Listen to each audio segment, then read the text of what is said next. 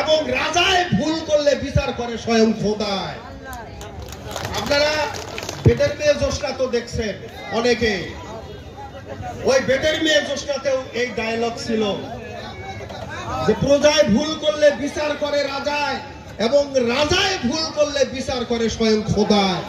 এবার সেই বিচার শুরু হয়েছে, যার জন্য আজমল সাহেব দেখেন সাংবাদিককে থাপড় মারে, ওনার দলের কর্মীকে মঞ্চের উপরে থাপড় মারে, উনি করিমগঞ্জেতে এই লাউড স্পিকার করে। এই সমস্ত ব্যবহার কখন হয় জানেন?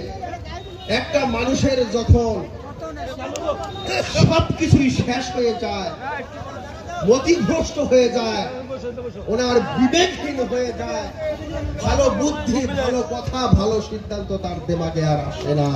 এবার তাই নজরে না আল্লাহ পাক দেখে। ভাই সব,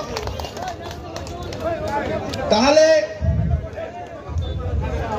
এবারের নির্বাচন বলেন, এটা কি অন্যান্য বারের মতো নির্বাচন যে আমরা একটু আনন্দ ফুর্তি করি? ভোট আমরা কাকে দিলাম, ভোট আমরা তালাই দিলাম। এবারে সেই নির্বাচন না, এবারের নির্বাচন এই যে আমার আর এক কথা মনে পড়ার পর আমার বুক কাঁপতে থাকলো। ভাই সব, কোনোদিনও মস্কারি করবেন না এই নির্বাচনের সঙ্গে। এই নির্বাচন মানে আগুনের সাথে খেলা, ডু অর ডাই, হয় মরণ না হলে বাঁচন।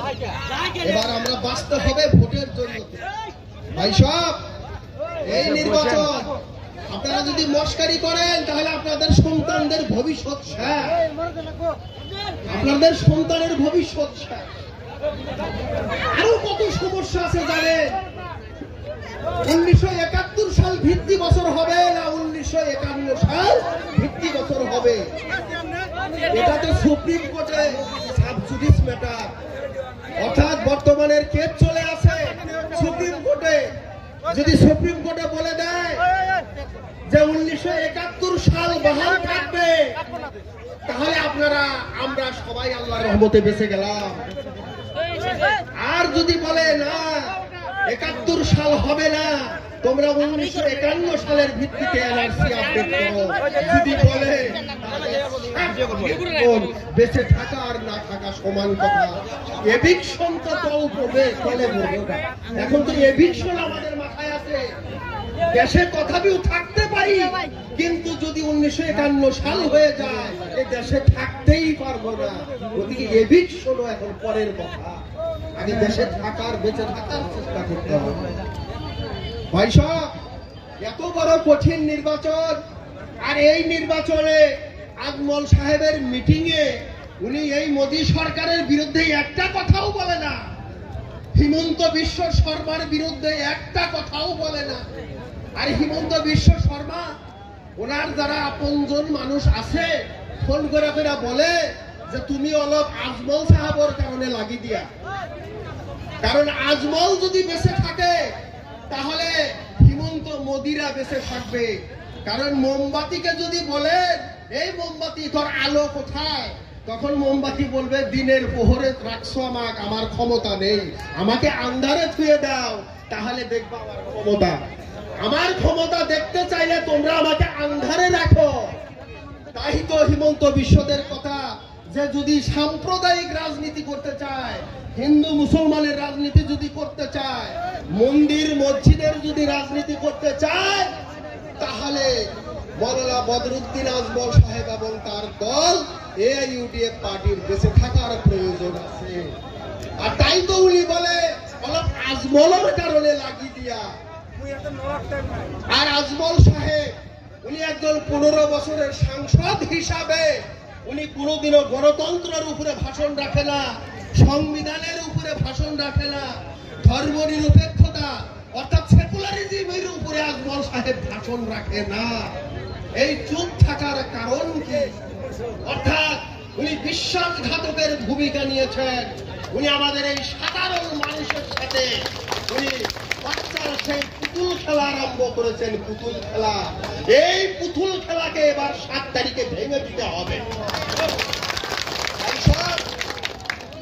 আমাদের ভবিষ্যৎ অন্ধকার, বিশ্বাস করে না আমাদের সন্তান হিসাবে বিশ্বাস করে আবারও নরেন্দ্র মোদী যদি আসে এই দেশে আমরা কেউ থাকতে পারবো না বিশ্বাস করে।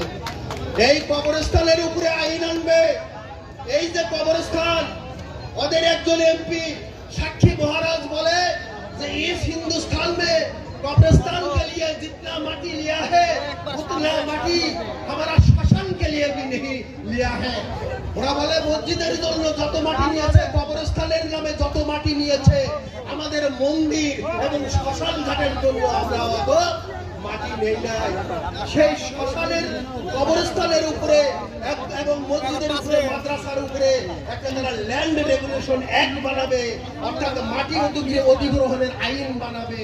যে আইনে থাকবে না মসজিদের ব্যবস্থা, যে আইনে থাকবে না মাদ্রাসার ব্যবস্থা, যে আইনে থাকবে না সেই কবরস্থানের ব্যবস্থা, যে আইনে থাকবে না আজানের ব্যবস্থা। ওদের আর একজন এমপি বলে যে ভারতবর্ষের মৌলিক অধিকারে সন্নিবিষ্ট হলো রাইট টু স্লিপ, অর্থাৎ ঘুমের অধিকার দিয়েছে। আপনারা জানেন যে ভারতবর্ষের সংবিধানে এই ঘুমের অধিকারটা মৌলিক অধিকার হিসাবে মান্যতা দিয়েছে।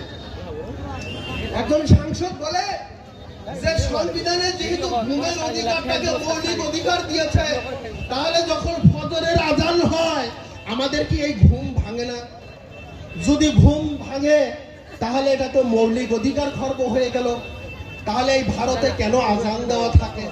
নরেন্দ্র মোদী আবারও বলে, আরে বুর্বক, ওই যে সেকুলারিজম শব্দ, সেই সেকুলারিজম শব্দ আমাদের জন্য বাধা হয়ে আছে। তাই এবারের সরকার যদি নরেন্দ্র মোদী আবারও করে মহাবিপদ, মসজিদ যাবে, কবরস্থান যাবে, মাদ্রাসা যাবে এবং শেষে আমরা এই দেশে একটু থাকার জন্য যে অধিকার সেটাও থাকবে না। আর আমরা জানি যে আমাদের শত্রু এই দুপুরি লোকসভায় হয়তো বিজেপি বা এজিপি হবে না, আমাদের হয়তো প্রতিদ্বন্দ্বী হবে। আমরা তো দেখি না যে প্রতিদ্বন্দ্বী, এবারের যেটা জনতার সারা আমরা এবার অপ্রতিদ্বন্দ্বী, আমাদের কোনো প্রতিদ্বন্দ্বী না। কিন্তু তবুও আমরা কেন বিজেপির কথা বলি? আপনারা কেউ বলতে পারেন যে বিজেপি এজিপি যদি ফ্যাক্টর না, তাহলে এজিপি বিজেপির কথা কেন বলেন? আমি এই জন্যই বলি যে ওনাদের ছোট ভাই, ওনাদের একজন সাইলেন্ট পার্টনার মৌলানা বদরুদ্দিন আজমাল এবং এআইডিএফ পার্টি, ওনাকে ভোট দেওয়া মানেই বিজেপিকে ভোট দেওয়া। ওই জন্যই আমি এই কথাটা বলি। তাই আমি আর মনে করি আপনাদেরকে আর দ্বিতীয়বার বলা লাগবে।